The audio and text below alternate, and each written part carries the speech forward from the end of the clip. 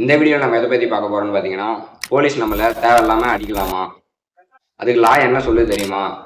லா என்ன சொல்லுதுன்னு சொல்லிட்டு நான் இந்த வீடியோவில் சொல்கிறேன். அதுக்கு முன்னாடி நீங்கள் நம்ம லீகல் அப்டேட்ஸ் தெரிஞ்சுக்க நம்ம லீகல் கைட் பை பிரேம் சேனலை ஒரு ஃபாலோ பண்ணிக்கோங்க. லா என்ன சொல்லுது பார்த்தீங்கன்னா, போலீஸ்க்கு அடிக்க ரைட்ஸ் இருக்குது, ஆனால் அங்கே சர்டன் லிமிட்ஸ் இருக்குது.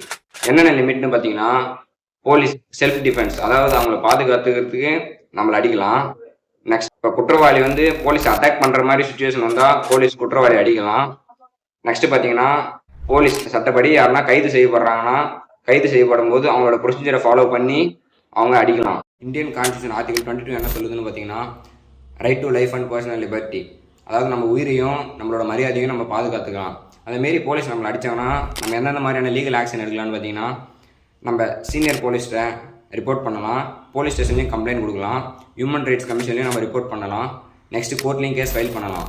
இந்த மாதிரி நம்ம லீகல் ஆக்ஷன்ஸ் எடுக்கிறதுனால அவங்களுக்கு என்னென்ன மாதிரியான பனிஷ்மெண்ட் கிடைக்குன்னு பார்த்தீங்கன்னா, அதாவது சஸ்பென்ஸ் இல்லைனா டிஸ்மிஷல், அதாவது அவங்க பணியிடத்துலேருந்து நீக்கப்படலாம், இல்லை குறிப்பிட்ட காலம் வரைக்கும் சஸ்பெண்ட் பண்ணி வைக்கலாம். நெக்ஸ்ட் என்ன பண்ணுவாங்க பார்த்தீங்கன்னா, ஜெயில் சென்டென்ஸ், குறிப்பிட்ட ஆண்டு சிறை தண்டனை கிடைக்கும் அவங்களுக்கு வாய்ப்பு இருக்குது. நெக்ஸ்ட்டு ஃபைன், அதாவது அபராதம், கோர்ட்டோட டிசிஷன் படி அவங்களுக்கு குறிப்பிட்ட ஃபைன் அமௌண்ட்டும் விதிக்கப்படலாம். ஸோ இந்த மாதிரியான லீகல் அப்டேட்ஸ் செஞ்சுக்க நம்ம லீகல் கைட் பை பிரேம் சேனலை ஃபாலோ பண்ணுங்கள். முடிஞ்ச அளவுக்கு இந்த வீடியோ ஷேர் பண்ணுங்கள். உங்களுக்கு யூஸ் ஆகலாம், மற்றவங்களுக்கு யூஸ் ஆகலாம்.